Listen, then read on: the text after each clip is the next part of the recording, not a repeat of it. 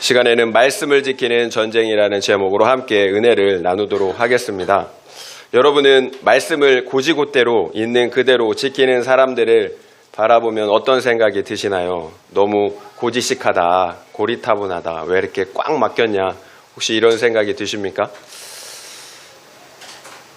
조금 세상에 타협도 하면서 적당히 그렇게 신앙생활을 하는 거지 왜 그렇게 꽉 막히게 신앙생활을 하는가, 혹시 이런 생각은 들지 않나요? 여러분, 왜 우리가 말씀을 지켜야 하는지 오늘 본문 말씀을 통해서 그 구체적인 내용을 살펴보고자 합니다. 여러분, 말씀을 고지곳대로 지키는 것이 정말로 꽉 막힌 고리타분한 것인지 우리가 오늘 말씀을 통해서 살펴보기를 원해요. 가나안 땅을 차지하기 위한 전쟁이 지금 계속해서 이어지고 있어요. 우리가 지난주에 여호수아서 10장을 살펴보았잖아요.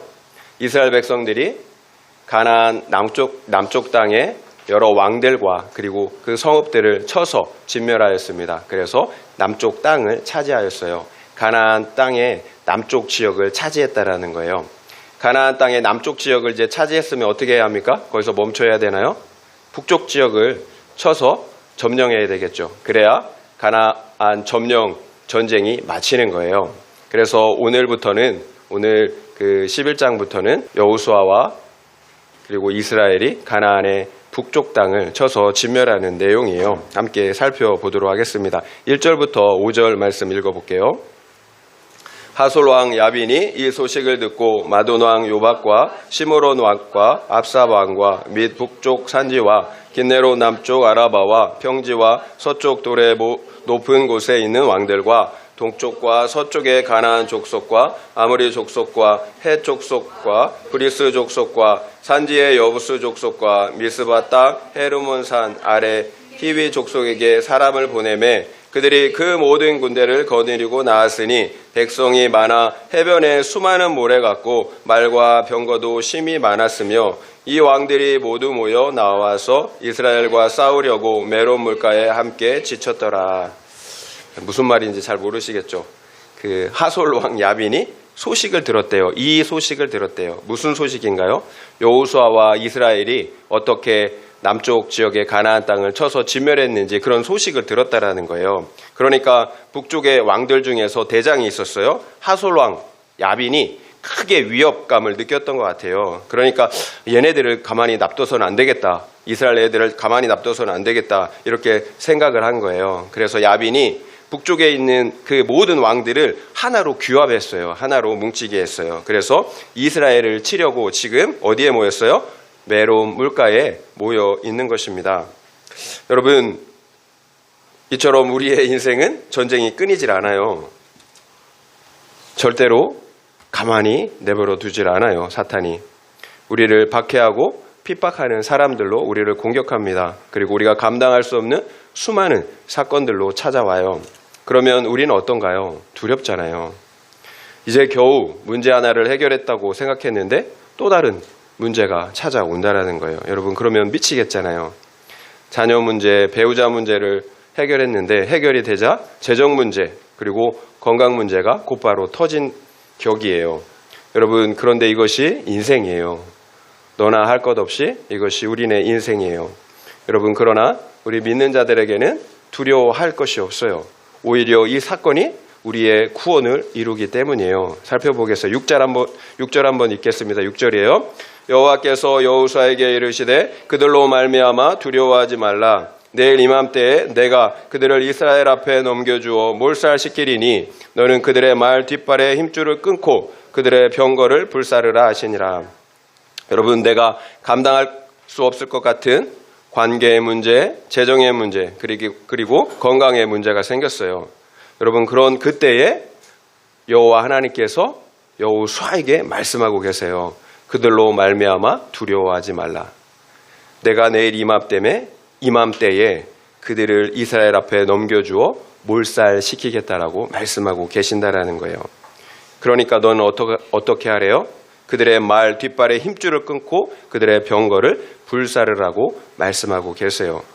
여러분, 내가 감당할 수 없을 것 같은 이런 고난 가운데 우리가 놓여 있어요. 그런데 어떤 사람은 이처럼 여호수아처럼 하나님의 말씀을 듣는다라는 거예요. 그러나 어떤 사람은 이런 하나님의 말씀을 전혀 듣지를 못해요. 여러분, 이 차이가 엄청난 차이예요. 천지 차이예요. 여러분, 단지 말씀을 듣느냐 듣지 못하느냐의 문제가 아니에요. 하나님이 책임져 주시느냐, 그렇지 않고 내 인생의 모든 문제들을 나 스스로 감당해야 하느냐의 본질적인 차이예요. 궁극적으로는 구원을 받느냐 받지 못하느냐의 문제예요. 여러분, 말씀을 듣는 것이 이렇게 중요합니다. 우리가 우리 인생의 수많은 문제 가운데 놓여 있을 때 어떤가요? 사랑하는 가족들이 비록 함께한다지만 결정적인 순간에는 어때요? 혼자예요. 오롯이 나 혼자 내 앞에 닥쳐있는 그 문제를 감당해야 하는 거예요. 저는 최근에 아내가 수술받는 중에 다시 한번 이 사실을 깨닫게 되었어요. 계속 아내와 함께 했지만 수술실 앞에서는 더 이상 함께 할 수가 없었어요. 그 후에는 아내 혼자 감당해야 했다는 거죠. 이것이 우리의 현실이에요. 결정적인 순간에 혼자예요. 그래서 외로워요. 특별히 죽음 앞에서는 반드시 외로워요. 혼자예요. 누구도 나를 구원해 줄 수가 없어요. 그런데 하나님의 음성을 듣는 사람이 있다라는 거예요. 그러면 하나님이 책임져 주시는 거죠. 그러니까 걱정할 이유가 없는 거죠. 더 이상 고민하고 두려워할 이유가 없는 거예요. 아무리 환난과 박해가 많을지라도 우리가 두려워하지 않고 두 다리 쭉 뻗고 잘 수가 있는 거예요. 여러분, 우리가 믿는 바가 무엇인가요? 죽으면 천국이잖아요. 죽으면 천국이에요. 죽어야 천국이에요.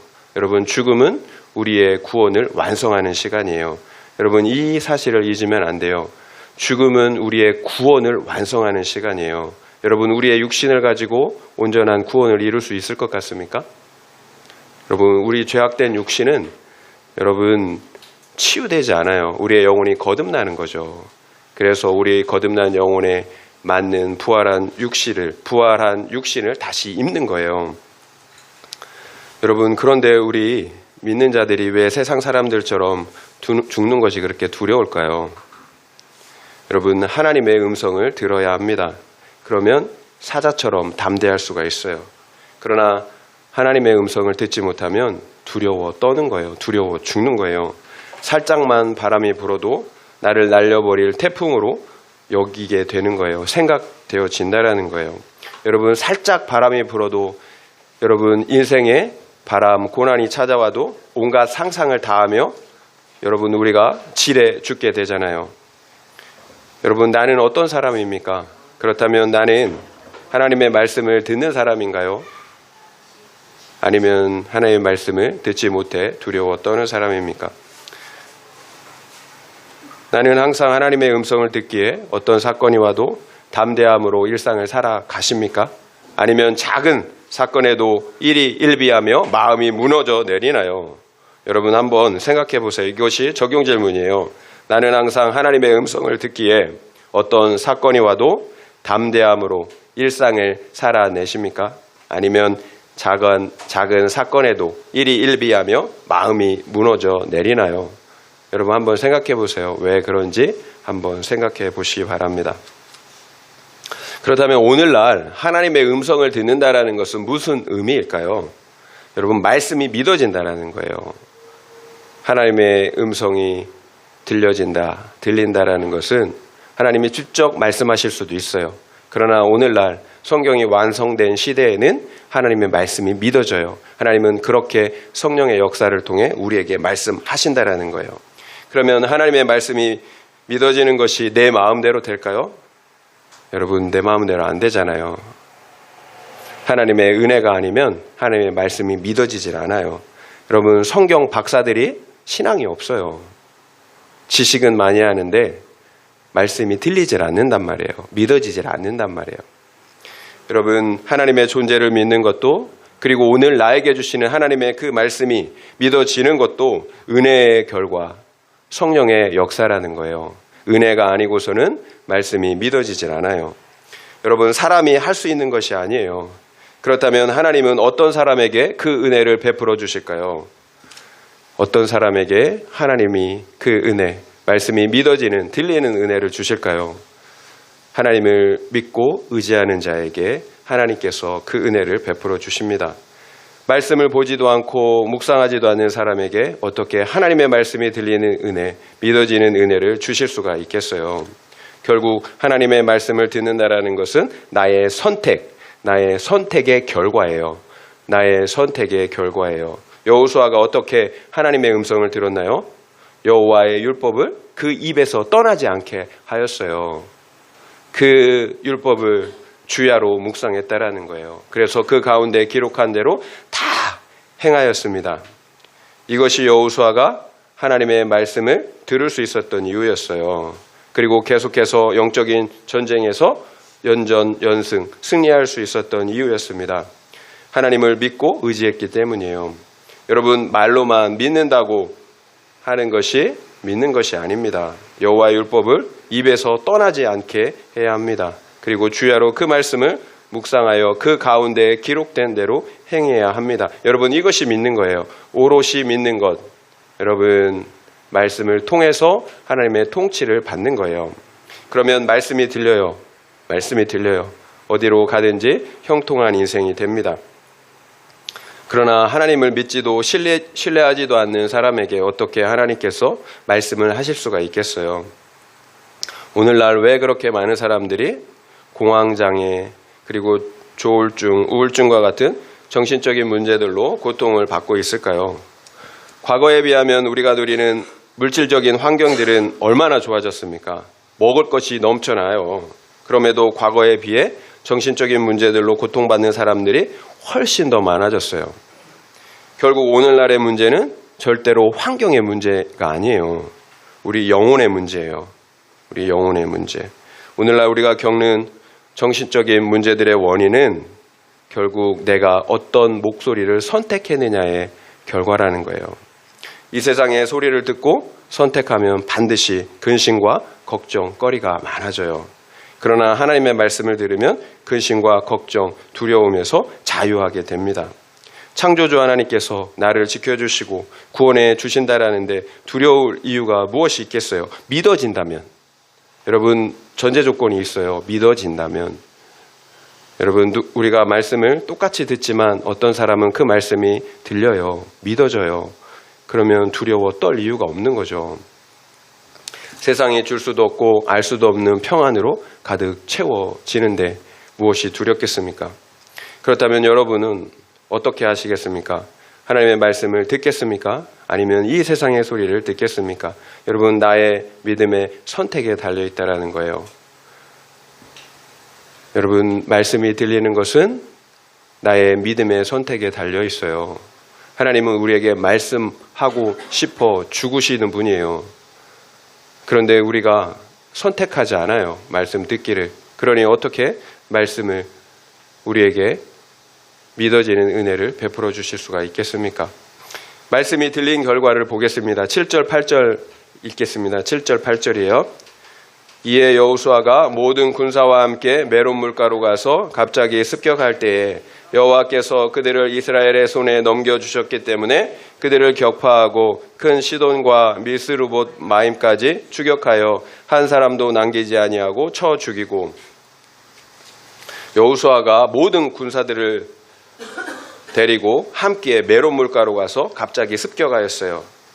그때 여호와께서 그들을 이스라엘의 손에 넘겨주셨다고 하십니다. 여러분, 남쪽 가나안 땅을 차지했을 때 그 공식이 그대로 이어지고 있죠.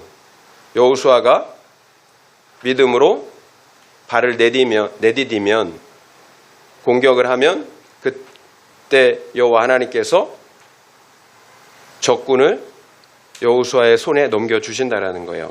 그래서 북부 연합군을 어떻게 해요? 격파하고 추격하여 한 사람도 남기지 않고 다 쳐 죽였다고 하십니다. 여러분, 하나님의 말씀이 믿어진 결과예요. 그럼 이처럼 그 말씀이 이루어지는 거예요. 말씀이 이루어지는 거예요. 이것이 우리가 날마다 하나님의 말씀을 묵상해야 하는 이유입니다. 여러분, 말씀이 믿어지면 반드시 그 말씀이 이루어져요. 그래서 우리가 영적 전쟁에서 승리하는 것입니다. 창조주 하나님이 말씀하셨기 때문에 그 말씀은 반드시 이루어지는 거예요. 결국 고난의 문제, 환경의 문제가 아니라는 거예요. 말씀이 들리면 지금 당하는 고난은 구원의 시작이에요. 진짜 문제는 말씀이 들리지 않는 거예요. 진짜 문제는 말씀이 들리지 않는 거예요. 말씀이 들리지 않으면 아무리 형통하고 형편이 좋아도 두려워요. 죽는 거예요. 여러분, 말씀이 들리는 은혜가 있기를 바랍니다. 그러면 지금 당하는 고난은 구원의 시작이에요. 나를 구원하시고 그리고 가족들과 지체들을 구원하시려는 하나님의 구원 계획이라는 거예요. 그래서 고난은 위장된 축복이에요. 이런 믿음이 있나요? 아니면 왜 나는 지질이 복도 없느냐고 여러분 혹시 신세 한탄만 하고 계시는가요?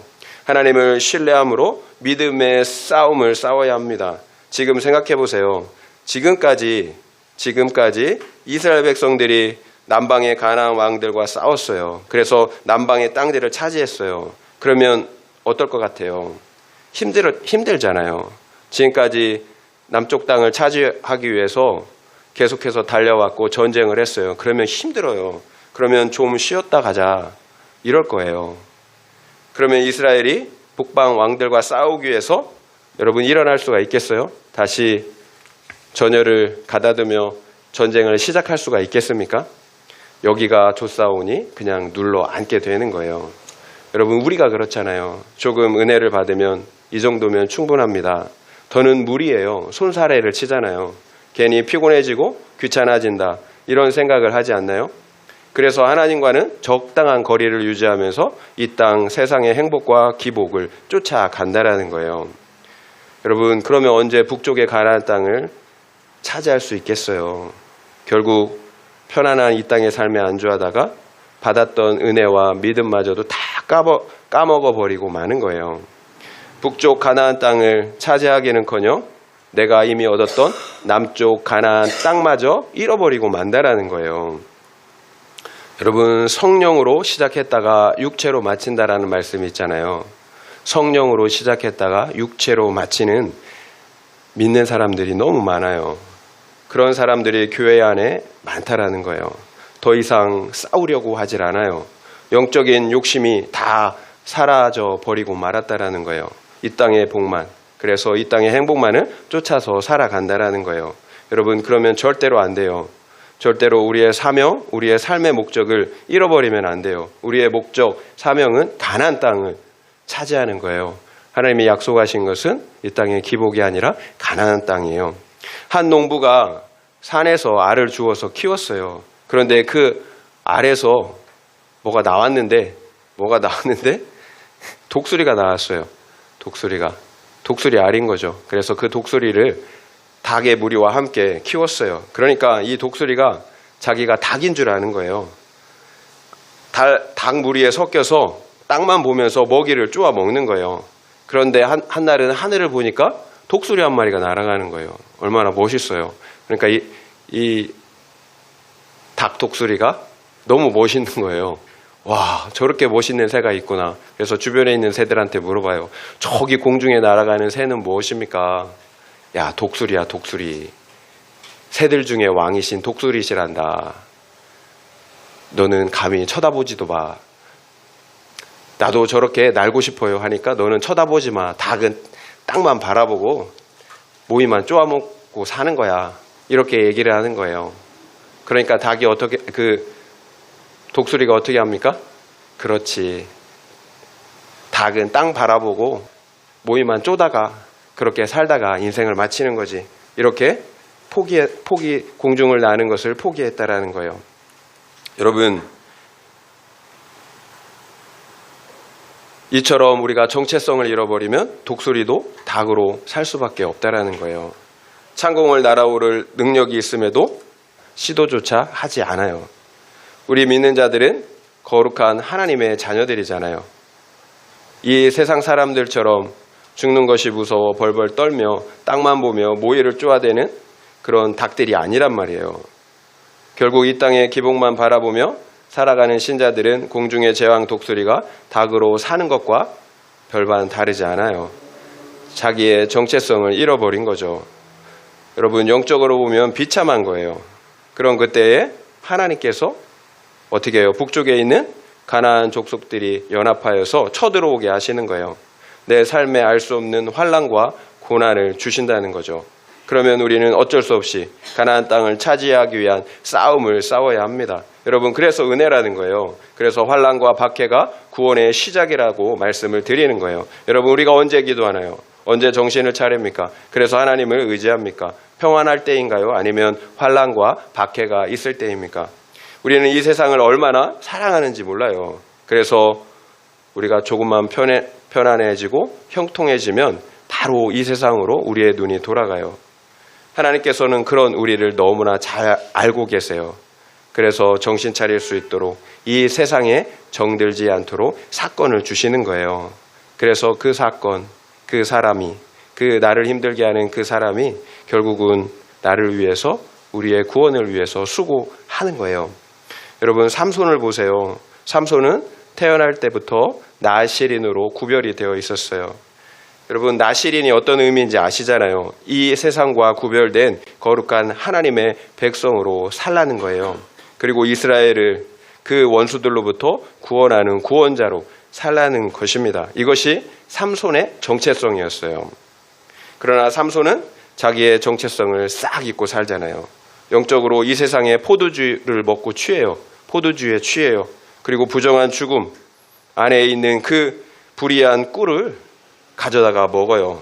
그리고 이방 여인들 스스럼 없이, 아무 죄책감 없이 내 눈에 보기 좋은 대로 데려다가 취했다라는 거예요. 그럼에도 하나님은 아무 말씀을 안 하세요. 침묵하세요. 술을 먹어도, 시체를 만져도, 이방 여자를 보는 대로 취하는데도 하나님은 침묵하신다라는 거예요. 그러니까 삼손이 어떤 생각을 해요? 내가 아주 잘하고 있다라고 생각한다라는 거죠. 하나님께서 기회를 주시는 것도 모르고 착각을 하고 있는 거죠. 그러면 삼손의 눈이 빠진 것, 이것이 불행인가요? 삼손의 눈이 빠져서 비참하게 된 것이 불행인가요? 아니에요. 하나님께서 삼손을 살린 거예요. 만약 하나님께서 삼손이 원하는 대로 삶을 살게 내버려 두었다면 삼손은 형통한 삶을 살다가 어떻게 됐을까요? 결국 지옥에 가고 말았겠죠. 여러분, 형통이 뭡니까? 내가 원하는 대로 살다가 지옥에 가는 건가요? 결국 삼손이 나실인으로서 지켜야 할 그 세 가지 말씀을 범하자 하나님께서 결국은 삼손을 떠나버리잖아요. 그런데 삼손은 그 사실을 몰랐어. 여러분, 이것이 우리 믿는 자들에게 있어서 가장 비참한 상황이에요. 하나님이 나를 떠났는데도 몰라요. 여러분, 하나님이 나를 떠났는데 몰라요. 가장 비참한 거예요. 사대교회처럼 죽었는데 나는 살았다라고 착각을 하고 있는 거예요. 사대교회 주님이 보실 땐 죽었잖아요. 그런데 나는 살았다라고 착각했다라는 거예요. 결국 두 눈이 뽑히고 놋줄에 결박되어 짐승처럼 맷돌을 돌리는 그 수치와 조롱거리가 되고 나서야 어떻게 해요? 깨달은 거예요. 그래서 돌이킬 수 있게 된 것입니다. 내가 잘난 것이 아니라, 내가 원래 이 힘과 능력을 가진 것이 아니라 모든 것이 하나님께서 주신 은혜였다라는 사실을 그때야 돼서야 깨닫게 되었다라는 거예요. 그제서야 내가 하나님 없이 내 인생의 왕이 되어 살아왔던 죄를 회개하게 됩니다. 여러분, 그래서 두 눈이 뽑히는 고난의 사건이 저주 같지만 은혜인 거예요. 육이 무너질 때 영이 다시 세워지기 때문이에요. 그러자 어떤 일이 벌어집니까? 삼손이 그 비참한 상황 가운데서도 여호와 하나님께 부르짖기 시작해요. 여러분, 이것이 삼손의 인생에 있어서 처음인 것 같아요. 여호와 하나님께 부르짖은 것. 여러분, 사건이 와야 이렇게 하나님께 부르짖어요. 중요한 것은 무엇을 위해서 부르짖었나요? 정체성을 여러분 회복했어요. 그러니까 눈을 치료해달라는 그런 간구가 아니에요. 이 비참한 상황 가운데서 나 좀 구원해달라는 그런 부르짖음이 아니었다라는 거예요. 내가 죽더라도 이 원수들을 죽여 원수를 갚게 해달라고 부르짖더라고요. 이스라엘의 구원을 위해서 부르짖었다라는 거예요. 여러분, 정체성을 회복했기 때문이에요. 여러분, 이렇게 내 두 눈이 뽑힐 때, 모든 것이 무너졌다고 생각할 때, 여러분 돌이키는 회개의 역사가 일어나더라고요. 자기의 정체성을 회복하더라고요. 삼손이 마지막 죽을 때에 죽인 자가 살아있을 때에 죽인 자보다 더 많았다고 합니다. 사람을 죽인 게 아니에요. 죄를 죽인 거예요. 그래서 자신을 구원하고 이스라엘을 구원한 것입니다.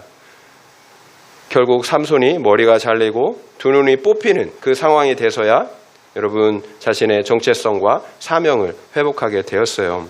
그래서 절대로 우리의 고난의 환경이 문제가 아니라는 거예요.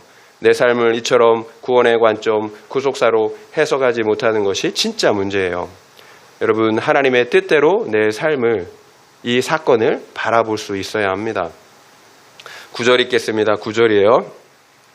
여호수아가 여호와께서 자기에게 명령하신 대로 행하여 그들의 말 뒷발에 힘줄을 끊고 그들의 병거를 불로 살랐더라. 여호수아가 여호와께서 자기에게 명령하신 대로 행하였습니다. 호박한 말 뒷발에 힘줄을 끊고 그리고 병거를 불살랐어요. 여러분 이 말씀이 이해가 되시나요? 말과 병거는 오늘날로 치면 탱크 아니면 장갑차 이런 수준의 엄청난 무기예요. 그러면 적군을 다시 칠 때 다시 사용하면 되잖아요. 왜 불태워버릴까요? 아무리 생각을 해봐도 이해가 되지 않아요. 아깝잖아요. 왜 불태워버립니까? 그런데 여호수아는 이 바보 같은 말씀에 순종하고 있어요. 여러분이라면 어떨 것 같나요? 여러분, 내가 말을 얻었어요. 병거를 얻었어요. 근데 죽이래요. 다 태워버리래요. 오늘 본문의 내용은 여호수아가 하솔을 포함하여 북쪽 가나안 땅을 진멸하여 취하였다라는 내용이거든요. 그런데 마지막 15절을 보면 이 전쟁의 결론을 이렇게 말씀하고 있어요. 15절 함께 읽겠습니다. 15절이에요.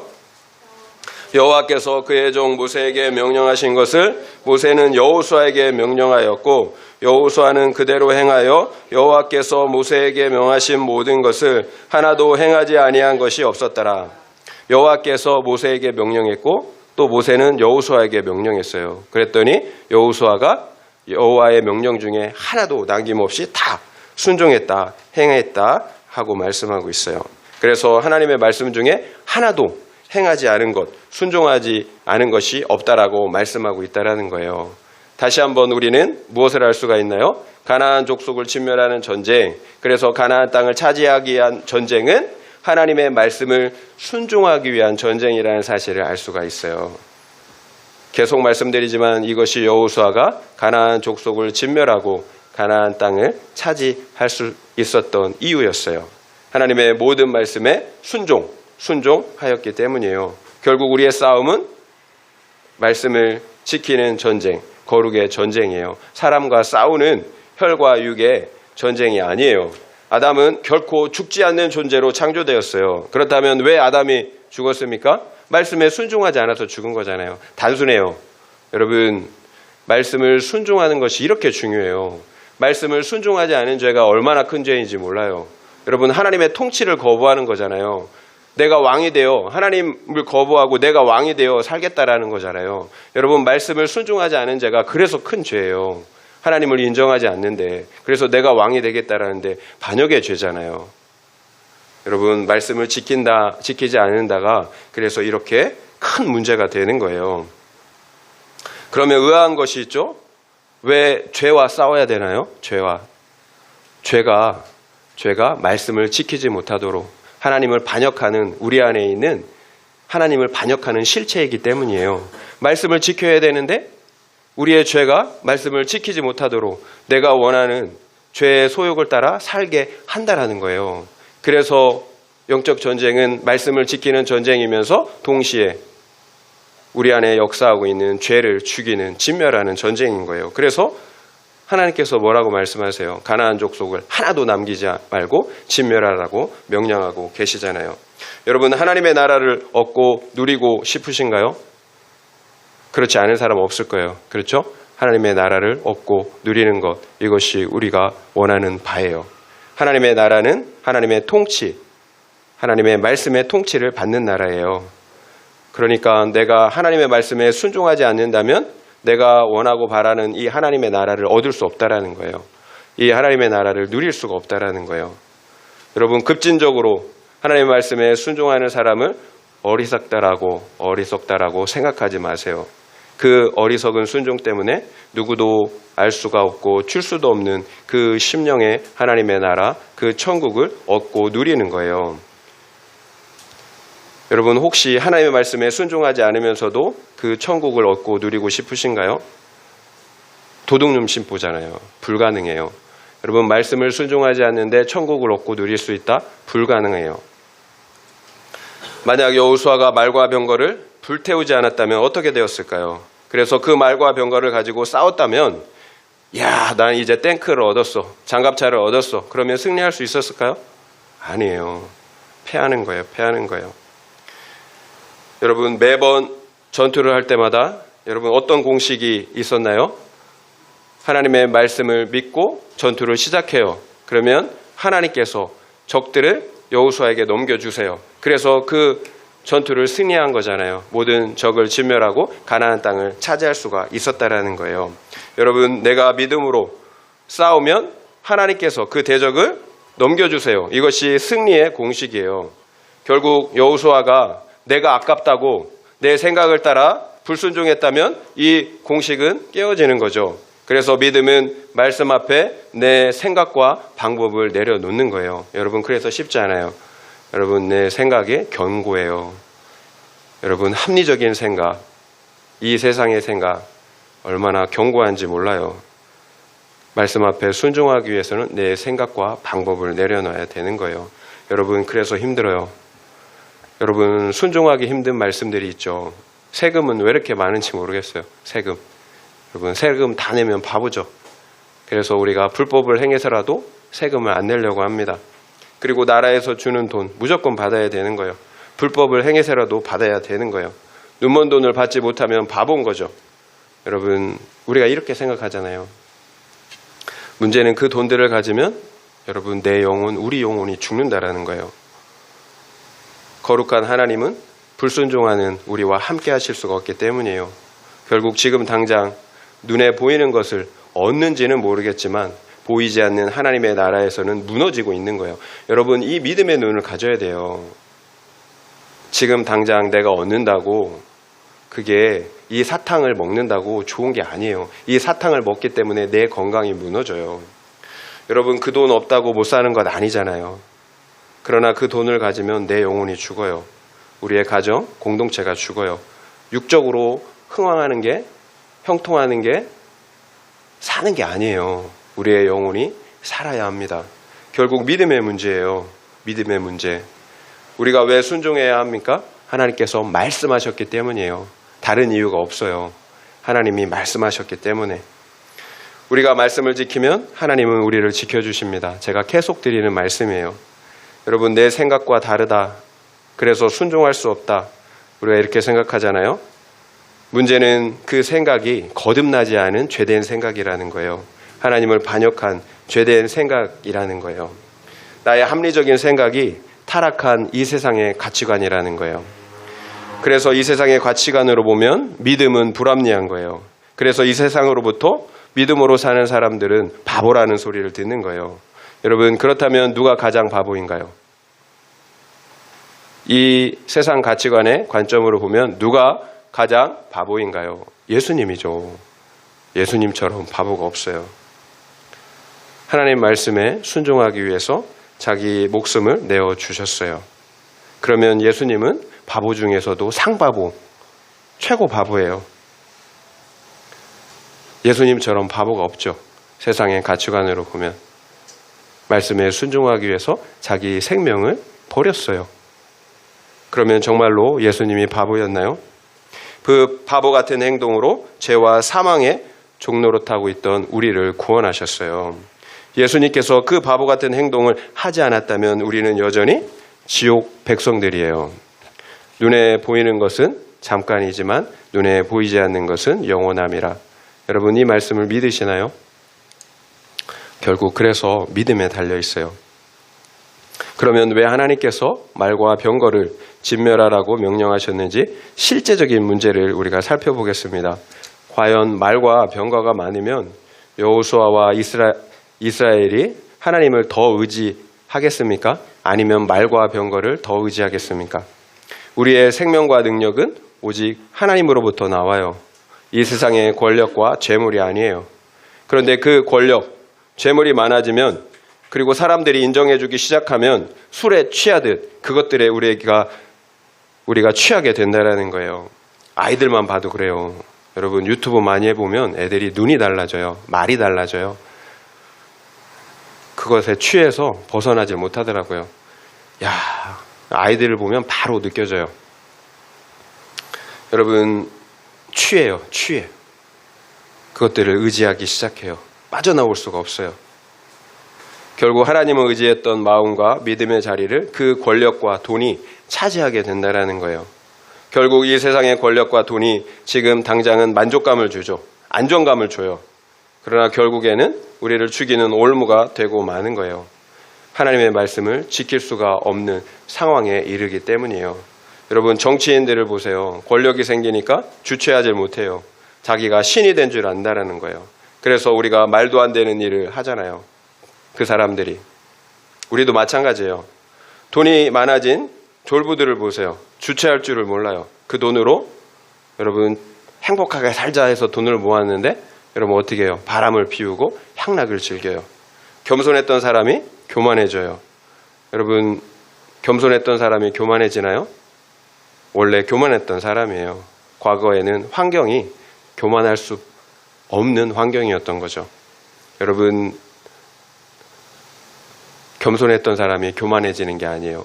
환경이 교만해진 거예요. 여러분 그렇게 겸손했던 솔로몬이 마지막에 어떻게 되었습니까? 그조차도 어떻게 됐어요? 여러분 죽음의 길을 가잖아요. 그렇게 신실했던 다윗마저 넘어진다라는 거예요. 그래서 환경에 좋은 환경에 장사가 없어요. 저라고 다르지 않아요. 분명히 저도 그럴 거예요. 더 했을 수도 있어요. 그래서 제가 다른 누구를 욕할 수가 없어요. 우리 교회가 갑자기 큰 교회로 성장했다면 어땠을까요? 그러면 제 안에 있는 그 교만을 보지 못했을 거예요. 결국 제가 겸손한 환경이 되니까 제 안에 그 교만처럼 은밀한 죄악들을 보면서 회개하면서 가는 거예요. 그래서 제가 계속해서 고백하듯이 내 뜻대로 되지 않은 것이 감사해요. 처음에는 섭섭했지만 지금은 너무 감사해요. 그래서 진정한 복은 하나님을 믿고 신뢰하는 믿음의 실력이에요. 여러분 진정한 복은 믿음의 실력이에요. 믿어지는 거예요. 말씀이 믿어지는 거예요. 그러면 가나안 땅 영원한 천국을 얻고 누리잖아요. 여러분 이게 진짜 복이에요. 여러분 믿음의 복을 받으시길 바랍니다. 말씀이 믿어지는 복. 여러분 절대로 이 세상에서 잘 먹고 잘 사는 복이 아니에요. 그래서 팔복, 심령이 가난한 자가 복이 있다고 하잖아요. 말도 안 되죠. 어떻게 가난한 자가 복이 있어요. 하나님만 의지할 수밖에 없는 사방이 꽉 막힌 환경이 복이라는 거예요. 여러분 믿으시기 바랍니다. 저는 믿어요. 그런데 솔직히 내 육은 싫어하더라고요. 힘들어요. 그래도 믿으시기 바랍니다. 14절 말씀 읽겠습니다. 14절이에요. 이 성읍들의 모든 재물과 가축은 이스라엘 자손들이 탈취하고 모든 사람은 칼날로 쳐서 멸하여 호흡이 있는 자는 하나도 남기지 아니하였으니 하나님은 말과 병거는 불태우라고 하셨지만 다른 재물과 가축은 탈취하여서 가지라고 말씀하세요. 무엇을 알 수 있나요? 하나님은 우리에게 무엇이 유익한지 무엇이 해로운지를 정확하게 알고 계시다라는 거예요. 그래서 하나님은 해로운 것을 없애시는 거예요. 없애시고 유익한 것은 취하게 하시는 것입니다. 여러분이 부모라면 3살짜리 자녀에게 날카로운 부엌칼을 주시겠어요? 그러면 아이가 크게 다치든지 죽잖아요. 사랑하지 않는다면 아이가 달라는 대로 다 해주겠죠.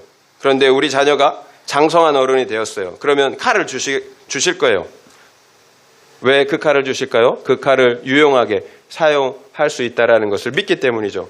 이처럼 하나님은 당신의 전능하신 지혜를 따라 우리를 사랑하세요. 우리의 영적인 수준, 그 나이에 맞게 대우해 주신다라는 거예요. 여러분 하나님을 신뢰하세요. 여러분 하나님을 신뢰하세요. 여러분 하나님을 신뢰하는 것, 기뻐하는 믿음이 최고의 복이에요. 믿음의 복이 먼저예요.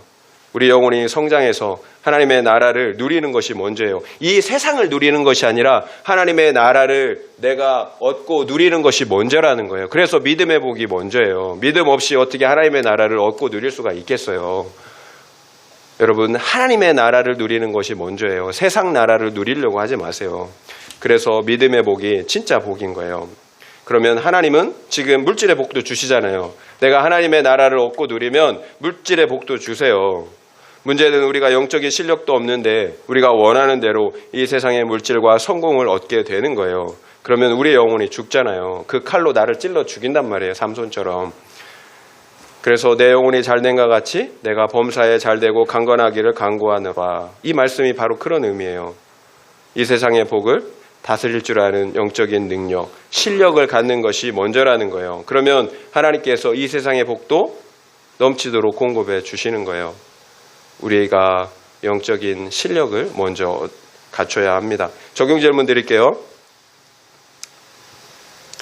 나는 지금 돈 때문에, 권력 때문에, 사람 때문에 안정감을 누립니까? 아니면 하나님 때문에 안정감을 누립니까? 한번 생각해 보시기 바랍니다. 나는 지금 돈 때문에, 권력 때문에, 사람 때문에 안정감을 누립니까? 아니면 하나님 때문에 안정감을 누리십니까? 한번 생각해 보시기 바랍니다. 우리의 영적 싸움은 말씀을 지키는 싸움이에요. 말씀을 지키는 것에 우리의 생사가 달려 있습니다.